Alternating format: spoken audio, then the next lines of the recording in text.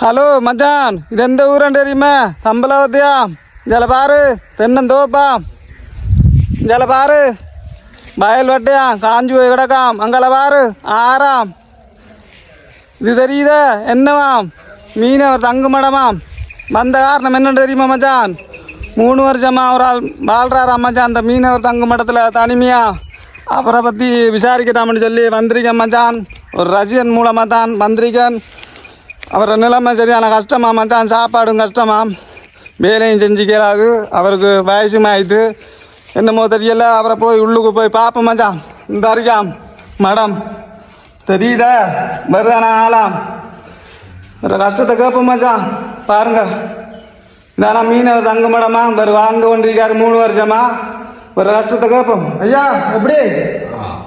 அதே வாங்க மச்சான் பார்ப்போம். ஐயா என்னம்மா சுகமாக இருக்கல? இந்த நோயோடு நான் கஷ்டப்பட்டு கொண்டு வாழ்ந்து கொண்டிருக்கிறேன். ஏன் இப்படி தனிமையில் வாழ்ந்து கொண்டிருக்கீர்? தனியே எனக்கு பிள்ளைகள் ஆதரவு இல்லாமல் போய்விட்டது.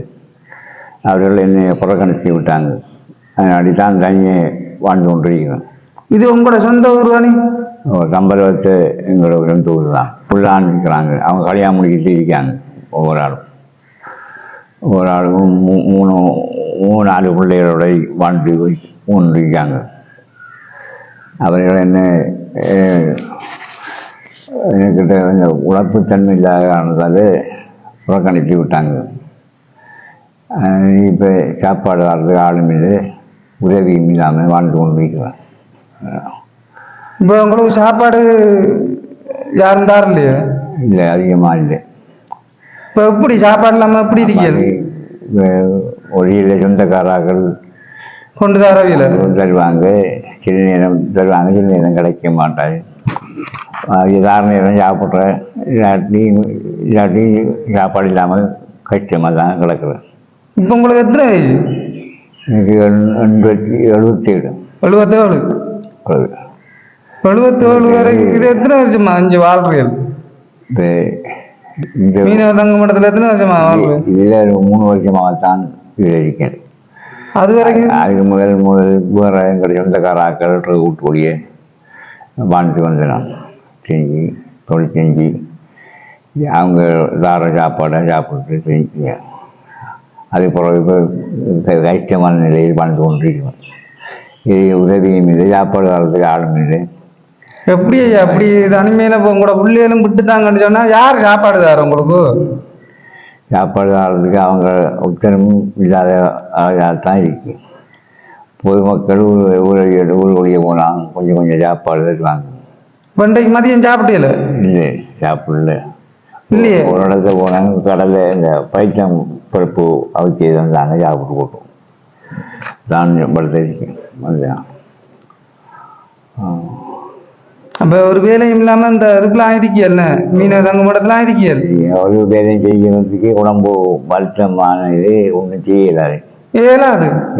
அப்போ இப்படியே ஆறு எதிர்பார்த்து இருக்கலா? சாப்பாடு கொண்டு வருவாங்கன்னு பார்த்துட்டு இருக்கல, நம்மளால வேலை செய்யலா? அப்போ நீங்கள் எப்படி பிள்ளைகளையும் விட்டுத்தாங்க இங்கே முதியோர் இல்லத்துல போய் இருந்துக்கலாமே? முதியோர் இல்லத்துக்கு போத்தான் ஐட்டப்படுறேன். கொஞ்சம் இதாகி ஒரு 10 நாளைக்குள்ளே நான் முதியோர் இல்லத்துக்கு போகணும். இங்கேருந்து வாழ முடியாது. இங்கேருந்து வாழ முடியாதுயா. அங்கேருந்து 2-3 நேரம் சாப்பாடும் நல்லா கவனிப்பாங்க. இங்கே வந்து 6 கொண்டு வரணும் எதிர்பார்த்து இருப்பீர்கள். கொண்டு வராமட்டா நீங்கள் பட்டினியாக கிடப்பீர்கள். பட்டினியாக கிடக்கணும். அதுதான் கஷ்டமான இதாக இருக்கு. கஷ்டப்பட்டு பிரயோஜனம் இல்லாமல் இருக்கு.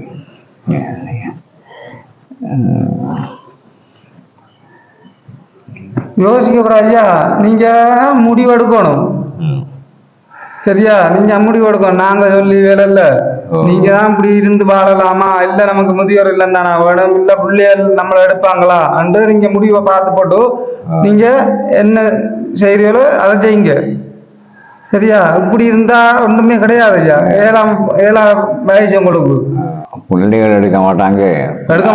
அவரு பேராஜை பிடிச்சவர்கள் பணம் ஆசை பேராஜை நம்மகிட்ட இருந்தால் தான் எடுப்பாங்க. இல்லாட்டி நம்மளுக்கு இப்படி தான் வாழ வேண்டிய ஏற்படும்.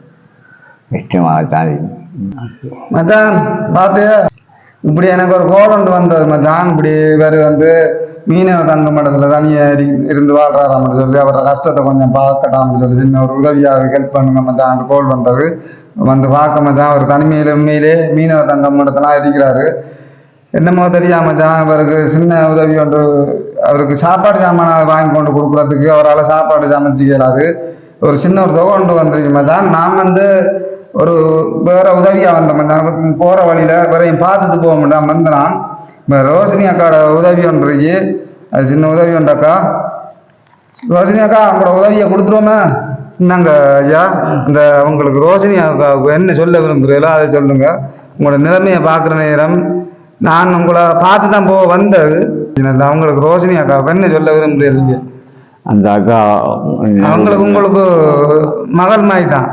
என்னுடைய காலம் சுகமாக நல்ல முறையாக வாழ்வாகும். எங்களுக்கு இந்த உதவி இருந்ததுக்காக நல்லா முறையாக வாழட்டும். ரோஜினி அக்கா உங்களோட உதவியை தான் கொடுத்துருக்கேன், வாழ்த்துக்களா.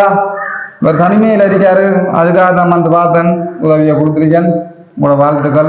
பாருனையா பட்டா உதவி பிரச்சனை இல்லை, நீங்க வச்சுக்கொள்ளுங்க உங்களோட ஆசை. சரியா, இதை எடுத்துட்டு இந்த என்ன வாங்கி சாப்பிடுங்க.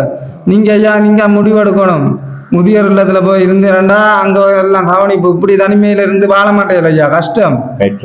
சரியா, யாரும் சாப்பாடு கொண்டு வருவாங்கன்ற எதிர்பார்க்கல ஐயா. இந்த ஆத்தங்கர பக்கம் வெள்ளாம பக்கம் எல்லாம் யாருமே நடமாடுறதும் இல்லை. ஜால நீங்க மட்டும்தான் நிக்கியல். சரியா, பார்த்து நீங்க முடிவெடுத்து நீங்க போகணும். நான் முதியோர் இல்லத்துக்கு தான் போறேன்.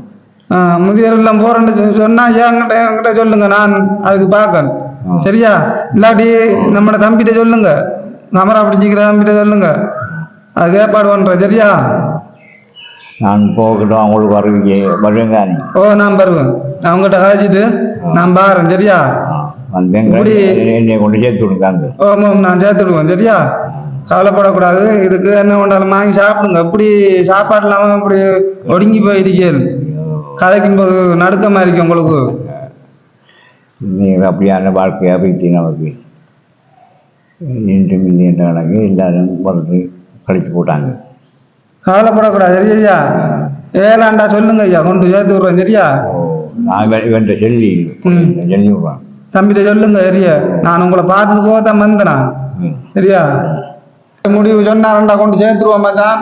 அதுக்கிடையில் அவர் இதுக்கப்புறம் சொன்னாலும் நீங்களும் சின்ன சின்ன உதவிகளை செய்யுங்க மச்சான். நம்ம மூலமா நம்ம கொண்டு கொடுத்துருவோம். ஒரு சாப்பாடு சாமான் கொடுக்குறதுக்கு அவரால் சமைச்சு கேளாது, சின்ன தொகையை கொடுத்துருக்கேன். இன்னும் அவருக்கு உதவி கிடைக்கணும் மச்சான். ரோஷினி அக்கா உங்களோட உதவியை தான் கொடுத்துருக்கேன், வாழ்த்துக்கள். பாருணையா பாருண்ணா.